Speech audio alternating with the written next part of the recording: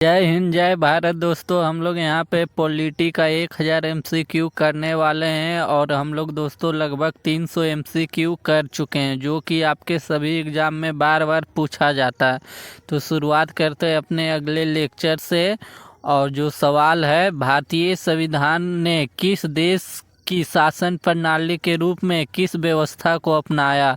तो इनका आपको सही आंसर देना है कि भारतीय संविधान ने दोस्तों देश के शासन प्रणाली में किस व्यवस्था को अपनाया है। तो इनका जो सही आंसर होगा दोस्तों, ये संसदीय शासन प्रणाली को अपनाया है। और संसदीय शासन प्रणाली कहाँ से लिया गया है? तो ये दोस्तों ब्रिटेन से लिया गया है। ये ब्रिटेन से लिया गया है। अगला नंबर है, भारतीय संसद के कितने सदन है? तो इनका आपको सही आंसर देना है कि भारतीय संसद के कितने सदन है। तो ये दोस्तों 2 सदन है। अगला नंबर है, संसद के किस सदन को प्रतिनिधि सभा भी कहा जाता है? तो इनका आपको सही आंसर देना है, कौन से सदन को प्रतिनिधि सभा कहा जाता है। तो ये दोस्तों लोकसभा को प्रतिनिधि सभा कहा जाता है।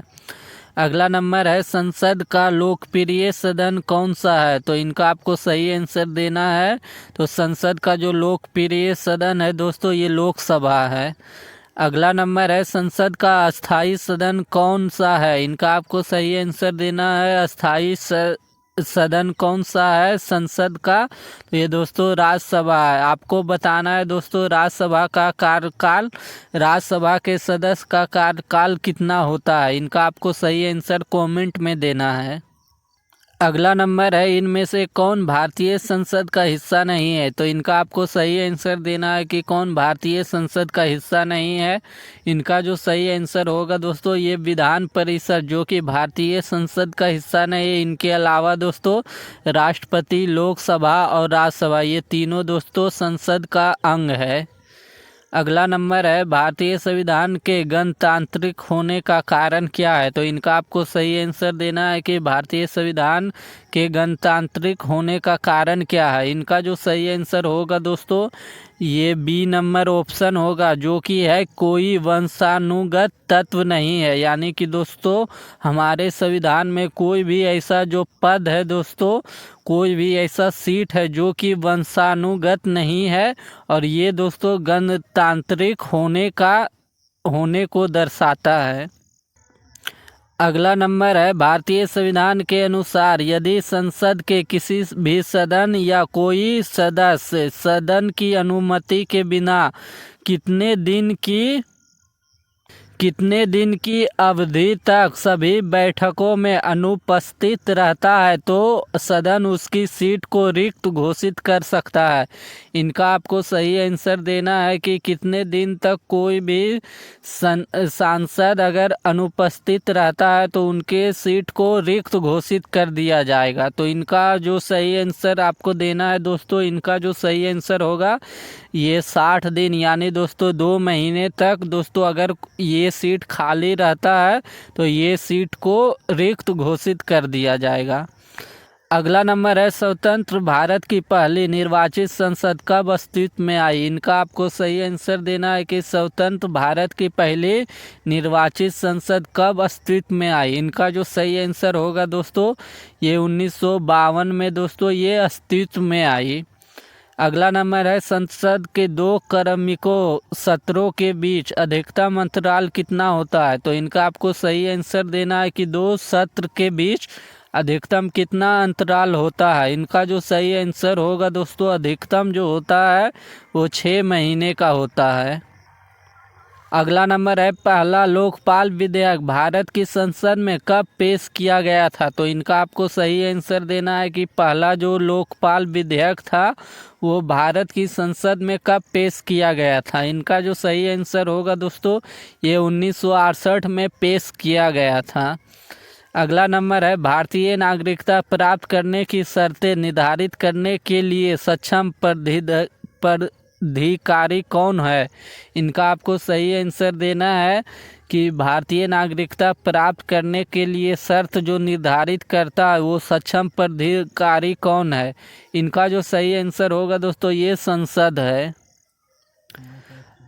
अगला नंबर है कि संविधान संशोधन अधिनियम द्वारा लोकसभा की सीटों की संख्या 525 से बढ़ाकर 545 की गई है। इनका आपको सही आंसर देना है कि कौन से संशोधन अधिनियम के द्वारा दोस्तों 525 सीट से 545 की गई है लोकसभा की सीट को। तो इनका जो सही आंसर होगा दोस्तों ये 31वां संविधान संशोधन जो कि 1973 में हुआ था। इनके तहत दोस्तों लोकसभा की जो सीट है दोस्तों ये 525 से बढ़ाकर 545 की गई थी।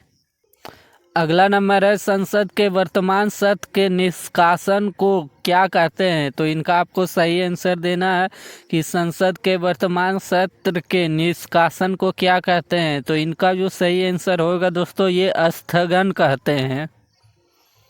अगला नंबर है भारतीय संविधान के अंतर्गत वैधानिक सत्ता का अधिकार किसे प्राप्त होता है। इनका आपको सही आंसर देना है कि वैधानिक सत्ता का अधिकार किसे प्राप्त होता है। इनका जो सही आंसर होगा दोस्तों ये संसद को प्राप्त होता है। अगला नंबर है भारतीय संविधान के किस अनुच्छेद में कहा गया है कि संघ के लिए एक संसद होगी जो राष्ट्रपति और दोनों सदनों से मिलकर बनेगी। तो इनका आपको सही आंसर देना है। इनका जो सही आंसर होगा दोस्तों ये अनुच्छेद 79 है जो कि दोस्तों संसद का गठन का चर्चा करता है। अगला नंबर है संसद को भंग करने के लिए कौन सक्षम है। तो इनका आपको सही आंसर देना है कि संसद को भंग करने के लिए कौन सक्षम है। इनका जो सही आंसर होगा दोस्तों ये राष्ट्रपति दोस्तों संसद को भंग करने के लिए सक्षम है। अगला नंबर है भारतीय संसद के दोनों सदनों की संयुक्त बैठक किस संबंध में होती है। तो इनका आपको सही आंसर देना है कि ज्वाइंट सेशन जो होता है दोस्तों दोनों सदनों के बीच तो ये किस संबंध में होता है। इनका जो सही आंसर होगा दोस्तों ये साधारण विधेयक के संबंध में होता है। ज्वाइंट सेशन कितने आर्टिकल में है दोस्तों। तो ये 108 आर्टिकल में है इनकी चर्चा की गई है। अगला नंबर है संसद में कितने सत्र होते हैं। तो इनका आपको सही आंसर देना है कि संसद में कितने सत्र होते हैं। तो इनका जो सही आंसर होगा दोस्तों उपयुक्त सभी होंगे। यानी दोस्तों संसद में बजट सत्र होता है, मानसून सत्र होता है और शीतकालीन सत्र होता है। यानी दोस्तों 3 सत्र होते हैं, बजट सत्र, मानसून सत्र और शीतकालीन सत्र। अगला नंबर सवाल है संसद के दोनों सदनों के संयुक्त अधिवेशन आयोजित होता है। तो इनका आपको सही आंसर देना है कि दोनों सदनों के संयुक्त अधिवेशन जो आयोजित होता है वो किस लिए आयोजित होता है। इनका आपको सही आंसर देना है। इनका जो सही आंसर होगा दोस्तों ये 4 नंबर होगा। जो दोनों सदनों के संयुक्त अधिवेशन जो आयोजित होते हैं वो एक ऐसे विधेयक पर विचार करने और उसे पारित करने के लिए जिस पर दोनों सदनों के मतभेद हैं, इसीलिए दोस्तों ये संयुक्त अधिवेशन आयोजित होते हैं। तो इनका जो सही आंसर होगा वो केवल 4 होगा। अगला नंबर है एक वर्ष में कम से कम कितनी बार संसद की बैठक होना आवश्यक है। तो इनका आपको सही आंसर देना है कि एक वर्ष में कितने बार संसद की बैठक होना आवश्यक है। इसका जो सही आंसर होगा दोस्तों ये 2 बार होना आवश्यक है। अगला नंबर है संसद की संरचना के संबंध में निम्नलिखित कथनों में से कौन सा सही नहीं है। तो इनका आपको सही आंसर देना है कि संसद की जो संरचना है उसके संबंध में कौन सा सही नहीं है। तो देखते हैं दोस्तों राज्यसभा में राज्यों के प्रतिनिधियों का निर्वाचन सीधे जनता द्वारा किया जाता है। तो ये दोस्तों ये सही नहीं है। अगला नंबर है लोकसभा में संघ और राज्य क्षेत्रों में प्रतिनिधियों का चुनाव प्रत्यक्ष चुनाव द्वारा किया जाता है। तो ये दोस्तों सही है। अगला नंबर है राज्यसभा में 12 नामित सदस्य होते हैं। तो ये भी सही है। अगला नंबर है लोकसभा में अनुसूचित जातियों और अनुसूचित जनजातियों के लिए स्थान आरक्षित होते हैं। तो ये भी दोस्तों सही है।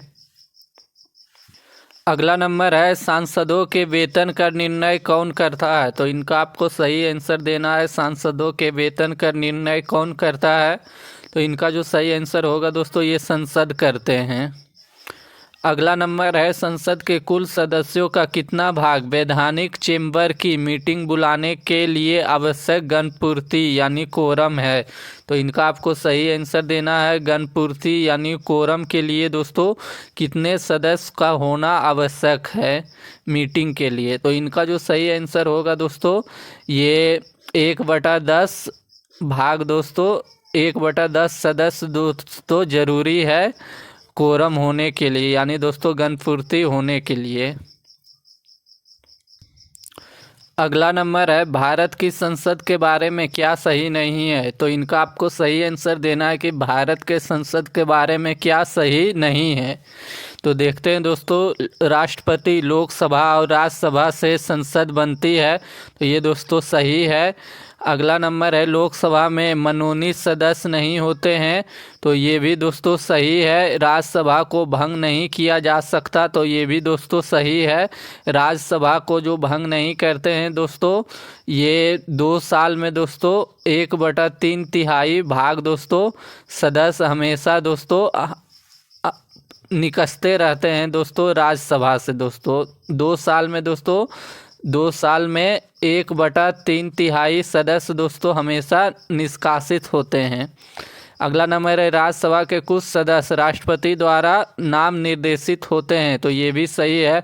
जो दोस्तों साहित्य या फिर फिल्म का जो एक्टर होते हैं दोस्तों वैज्ञानिक होते हैं उनको दोस्तों राज्यसभा में दोस्तों राष्ट्रपति जो है दोस्तों उसे निर्देशित करते हैं यानी दोस्तों अपने संसद में शामिल करते हैं। तो इनका दोस्तों सभी सही है। और ये दोस्तों एनडीए 2018 में पूछा गया था। उस समय दोस्तों ये जो इनका जो सही नहीं था दोस्तों तो ये लोकसभा में मनोनीत सदस्य नहीं होते हैं। ये दोस्तों गलत था उस समय के लिए। लेकिन दोस्तों अब ये दोस्तों 104 में संशोधन के द्वारा जो कि दोस्तों जो 2019 में हुआ था इसके द्वारा दोस्तों लोकसभा में जो मनोनीत सदस्य थे दोस्तों 2 सदस्य मनोनीत होते थे वो भी 2 एंग्लो इंडियन मनोनीत होते थे। तो 2 एंग्लो इंडियन को दोस्तों जो मनोनीत होते थे उन्हें दोस्तों 104 में संशोधन के द्वारा जो 2019 में हुआ था इनके द्वारा दोस्तों उन सीट को दोस्तों रद्द कर दिया गया। तो दोस्तों अब ये चारों ऑप्शन सही हो गए अब के हिसाब से। अगला नंबर है भारत की संसद पार्लियामेंट मुख्यतः किस मॉडल पर आधारित है। तो इनका आपको सही आंसर देना है कि भारत की संसद किस मॉडल पर आधारित है। तो ये दोस्तों ब्रिटिश पार्लियामेंट पे आधारित है। अगला नंबर है किस संसद की अयोग्यता के संदर्भ में निर्णय कौन करता है। तो इनका आपको सही आंसर देना है कि संसद की अयोग्यता के संबंध में निर्णय कौन करता है। तो इनका जो निर्णय करता है दोस्तों ये राष्ट्रपति करते हैं। जब दोस्तों कोई भी संसद दोस्तों अयोग्य घोषित होता है। अयोग्य का मतलब हुआ दोस्तों अगर वो लाभ के पद पे है दोस्तों वो पागल या दिवालिया है दोस्तों तो उनके लिए दोस्तों राष्ट्रपति उन्हें दोस्तों अयोग्य घोषित करते हैं दोस्तों। और ये दोस्तों चुनाव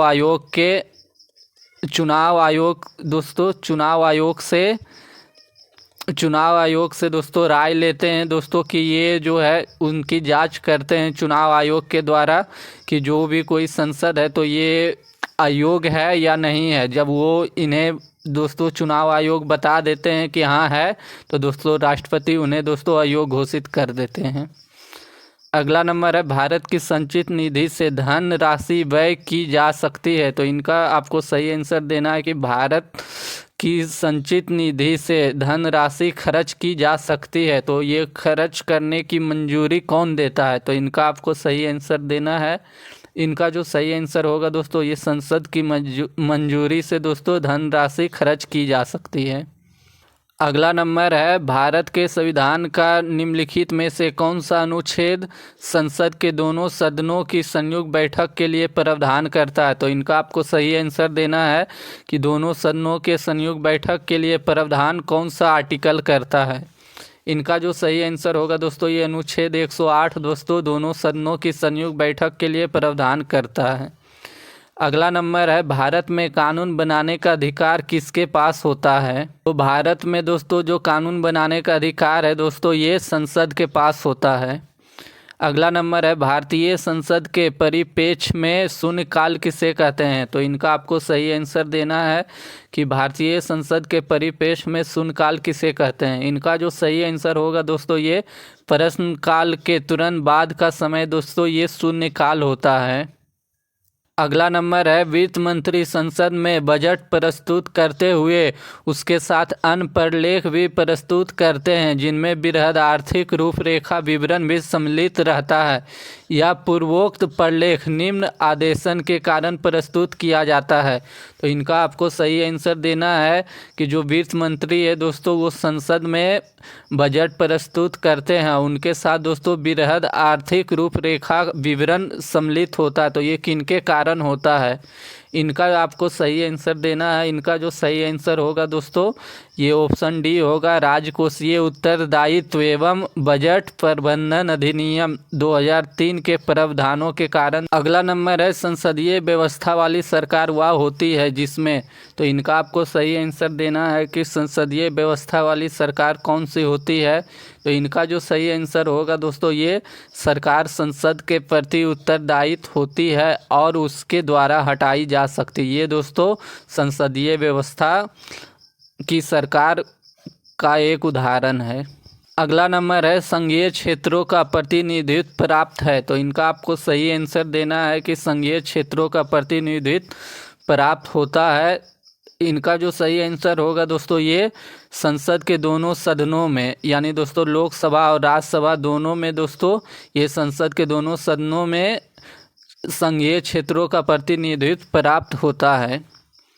अगला नंबर है नागरिकता प्राप्त करने के लिए शर्तें निर्धारण करने वाला सक्षम निकाय कौन सा है। तो इनका आपको सही आंसर देना है नागरिकता प्राप्त करने के लिए शर्तें निर्धारण करने वाला सक्षम निकाय कौन सा है। तो इनका जो सही आंसर होगा दोस्तों ये संसद है। अगला नंबर है विधायिका को किस प्रकार की सरकार में कार्यपालिका से अधिक प्राथमिकता मिलती है।